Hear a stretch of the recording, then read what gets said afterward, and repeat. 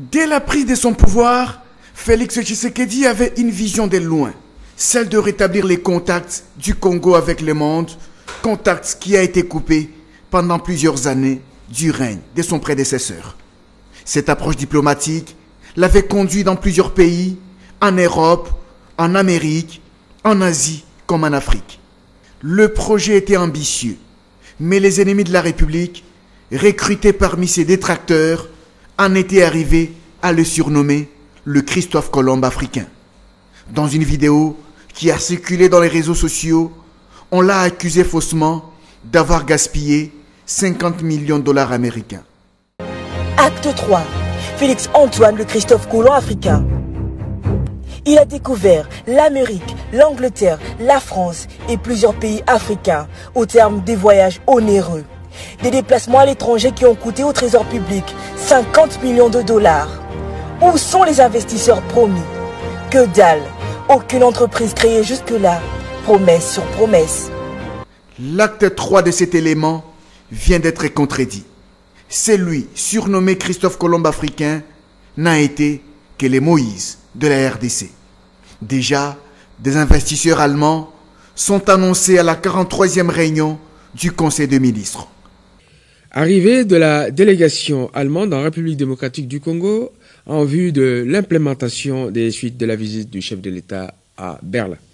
Il vous souviendra que lors de la dernière visite officielle du chef de l'État en Allemagne, plusieurs engagements et accords économiques étaient annoncés et de MOU avaient été conclus.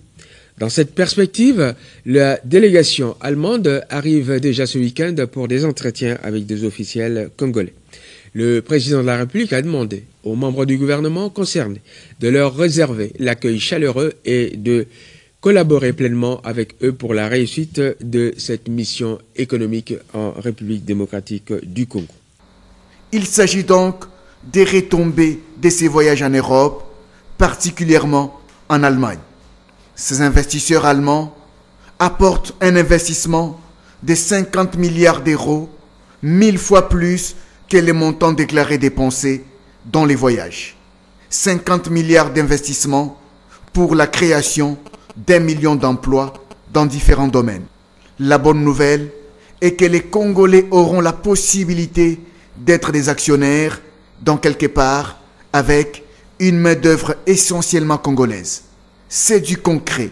Félix Tshisekedi s'est révélé être le Moïse de la RDC.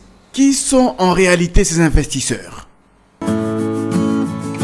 Deutsche Bank, la plus grande banque d'Europe et une grande banque au monde. ONTransGaz, spécialisé dans le transport de gaz en Europe.